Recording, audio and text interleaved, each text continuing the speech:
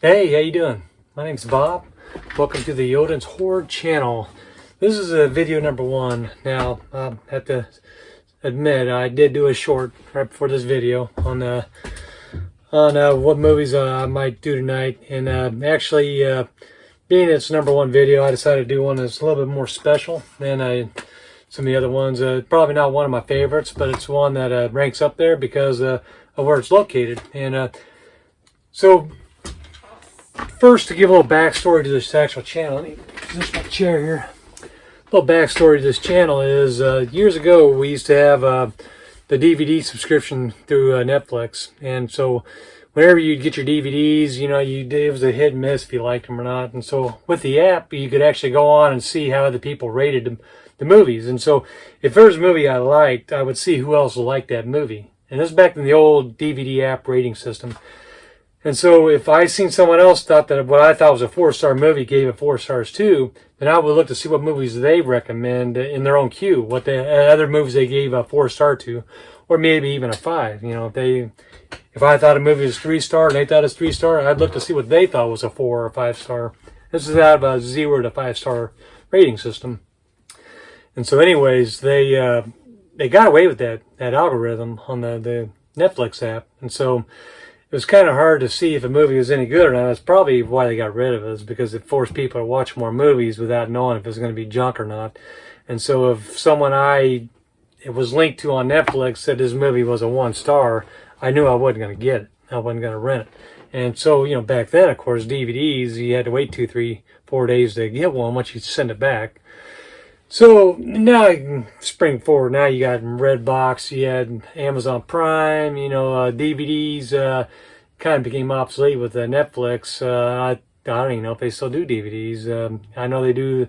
We have the Netflix on our actual Roku, so it's like we watch them all online, streaming anyways. But so to get back to the story, so on this channel, what I want to do is rate it like 0 through 10 stars. And I just feel like I need more clarification, you know, as far as, you know, 2.5 stars may be good, maybe bad, you know, on a 0 to 5-star structure. But 0 to 10, it's like I'm going to say, you know, some movies you just need to see them, you know, to really appreciate them. Maybe you'll never want to see it again after the first time, but some movies, maybe you might watch them once and then you decided down the road you might want to see it again. You know, I've run across a lot of movies like that where I actually, you know, I like them, but not so much that I want to see them all the time. But, yeah, I do. I mean, we'll have, like, you know, that old series Trick or Treat play all the time on our TV. We just like the season, you know, Halloween season. And as you can see, I'm all about the Friday 13th stuff. But, so for tonight, I'm just going to rate this one movie, and I'll probably determine how long it's going to take to do some of these videos. Maybe I'll rate more than one movie. If you want to see a specific movie rated, then let me know. Leave it in the comments. And I'm going to try to stick to the movies that are from the 60s, 70s, and 80s, and maybe the early to mid-90s, because to me, CG kind of run a lot of movies. You know, years ago, it used to be, you know, what do you call it, animatronics, puppetronics, you know, more robotic type of stuff, or people in suits, or, you know, the fake blood looked like it was wet, juicy stuff, you know, guts, so it was rubber with oozy, gooey stuff all through it. And then you got into CG back in the 90s, you know, the early 90s to mid 90s. CG depends on what they were trying to do, whether it was any good or not. But Blood was horrible with some of the CG back then. It was so obvious it was digital. So I try to stick to some of the older stuff. Now I do love, they do have excellent CG now, and this is right now, the year is 2022. And so what I will do is I'm going to try to cover movies from when I was growing up and some of the ones I liked over the years. If you want to see something in particular, how I think about it, you know, even if you want to say what you give the movie I review, how many stars you give it in the comments, and then you tell me, say, if you thought that movie that I said was a 6 or 7, you thought it was a 4 or 5, and tell me what you believe is a 6 or 7, and let me watch it and let's review it. You know, we'll talk about it. So that's kind of where I want to go with this. Just kind of like a a place where, I like classic horror movies. They don't gotta have a lot of guts. I like Alfred Hitchcock stuff. I like, Bradbury Theater, Ray Bradbury. He had some great stuff too. Stephen King, I like Stephen King stuff, but some of it was a little bit above my head when I was younger. Some of it's still above my head, actually. But, by the way, this is Mr. Bones back here. He's been my buddy since high school. I'm 52, so had him for a long time. But anyways, the movie I want to talk about tonight, and I'm just going to do this real quick because I already kind of burned into this YouTube video already. I'm going to put on my reading glasses because I'm 52. My eyes are starting to fail me. So this one here is a Stephen King movie, and kind of the backstory to what I know of the history of it is there was an anthology that Stephen King came out with called A Cat's Eye, and it was an anthology, as I said, and had multiple stories in it. And it was a horror, suspense, drama. They move kind of quick because they are multiple stories within one video. This was going to be part of that, and at some point, someone, I think Dino De Laurentiis, I think is his name, he decided to create it into a featurette, but it's a Stephen King story. And I don't know the whole story behind it. You can actually get in there and read up on it. I thought about using my phone to pull it up, and maybe I'll add something into this too, a little backstory. But you can check out Wikipedia. I can't do justice for the information out there that other people know about some of these shows that I'll talk about, but I just want to get a baseline start just to get a video onto this channel, other than the short I already put on here. But I'll try to polish these up a little bit more as we move along. I don't even know if this channel is going to grow, so I just thought I'd go ahead and start with one right now. And the main reason I picked this one is because it was kind of filmed, or the story takes place in Liberty, Missouri, which is actually my hometown right here, right now. And I don't know if I consider it my hometown. I just lived here for a lot of years, and I grew up here off and on, kind of like this guy, in this story. But I went to the junior high where this is filmed, and I've been around the city square. Actually, as my side hustle as a locksmith, I've done a lot of business around this town. So gone by some of these homes. When you watch the movie, not everything's filmed right here in Liberty, Missouri. It's been filmed all over the place, but there are some memoric, landmark stuff here in Liberty that is shown well in the movie. And the school colors, the junior high, I actually was in that same classroom that they show this teacher has, his class in. So let me read up what the actual description of the movie is. And I'll try to put something up here of what it looks like on the box cover. And you can find this on Amazon Prime right now, as of this date. So it starts off with the character's name is Jim Norman. He moves back to his hometown with his wife, Sally, and son after accepting a teaching job at the local high school. The town holds dark memories for Jim, who moved away years earlier following the murder of his brother. The young men responsible for the murder met with their own horrific deaths, and now those restless spirits have come back for revenge.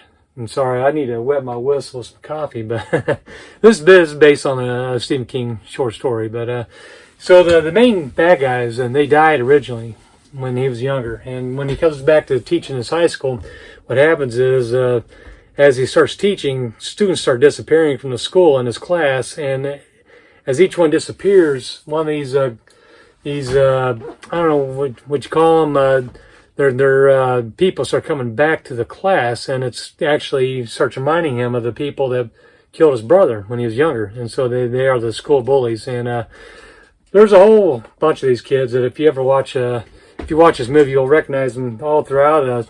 Through some of the 70s and the 80s, I think Robert Russler, he was actually one of the outsiders, and he's been in a lot of BMX, skateboard movies. One of the directors is Tom McLaughlin. Dino De Laurentiis is the other one. This is the genre falls under suspense, horror, drama. Chris Dimitrov is a supporting actor. Robert Russler, William Sanderson, Nicholas Sadler, Tasia Valenza. It's also starring Tim Matheson, the main guy, Brooke Adams, and Robert Guy Gorman. There's this rated R, and I don't remember why. There's no nudity or anything. There's a little violence in there, blood. It's more of a slow burn Stephen King story. Personally, I've watched it once. I've watched multiple times over the years. It's just one of those movies that when it's on, you start watching, especially because it has the more memory, more of the memory lane thing for me, as I say. I want to say because living here. So, anyways, so that's that movie. And when you look at the ratings or the customer reviews, out of 1,286 reviews, they gave it 4.6 out of 5 stars.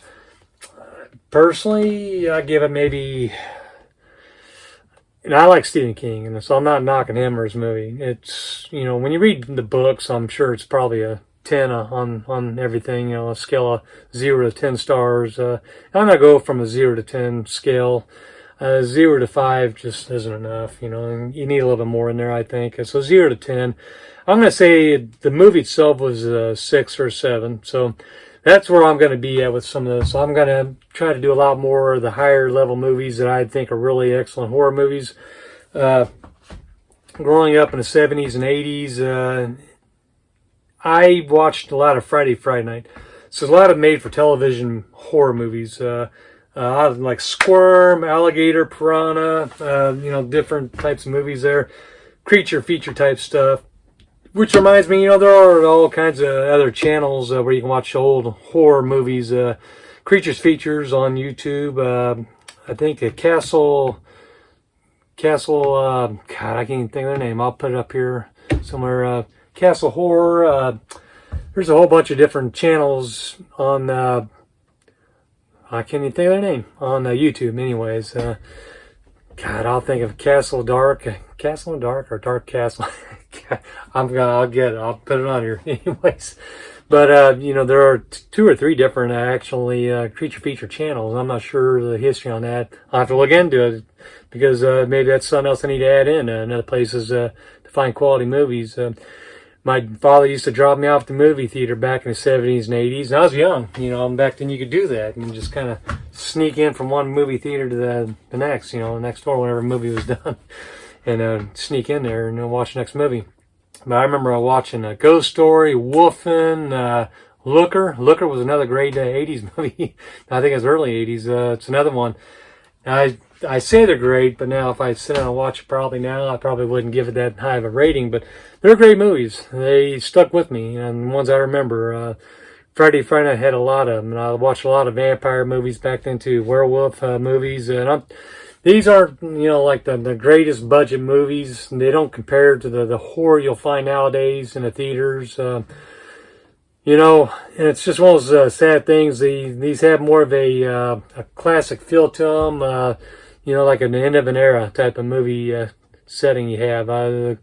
Christopher Lee, the Vincent Price, Peter Cushing, those type, Jack Palance, some of these old horror movies that we had when I grew up with. Now you got these movies that it's all about the gore, the shock, and the trauma. And I'm not saying I don't like those movies, but if you want just something to watch, throw something on, just something to kind of fade into the night and the end of the night. Sometimes we'll just put movies on, and it doesn't matter if you get up and go to the bathroom while the movie's playing. You're not really missing a whole lot, but it's still really great movies. So, anyways, that's where I want to go with this channel. I hope you stick around, like and subscribe, follow along. I'm gonna leave something in the comments. If you hate the channel, the movies I recommend, I'm sorry to waste your time.